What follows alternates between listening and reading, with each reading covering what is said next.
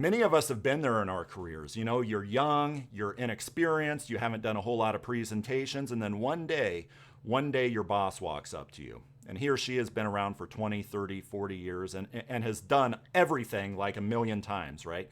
He or she walks up to you and says, "Hey, here's the thing. Tomorrow I was supposed to do this presentation to 30 of our top customers.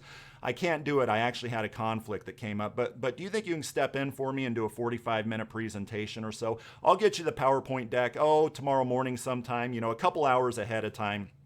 So you'll have a little bit of time to prepare, but you already know the content. Don't worry, you'll be absolutely fine." Just nonchalantly asks you to do that and then walks off. It's not real nonchalant to you, right? Already you're getting butterflies in the bottom of your stomach. You can feel your blood leaving your stomach, going to going to other parts of your body. That's that fight or flight kicking in, right? You want to call in sick. You're thinking about how you could throw it off to Bill over there or Jane over there because you're maybe a little bit scared, right?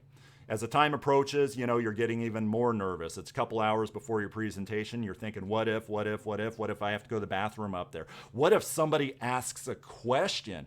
Well, probably if somebody asks a question, I'll just spend the entire time they're asking that question thinking about how I'm going to respond instead of actually listening to that question.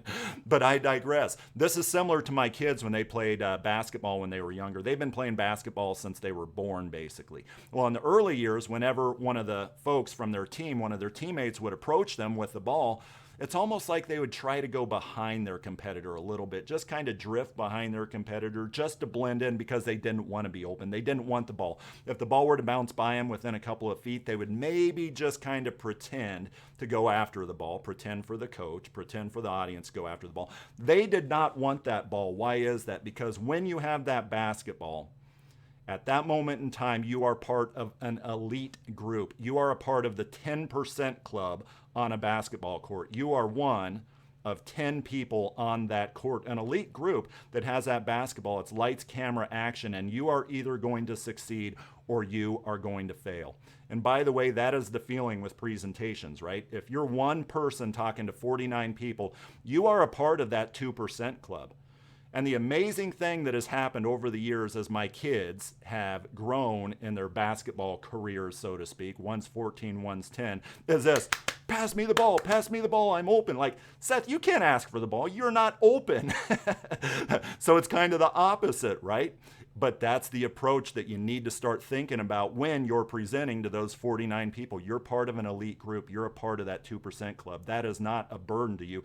That is an opportunity to shine. That's lights, camera, action.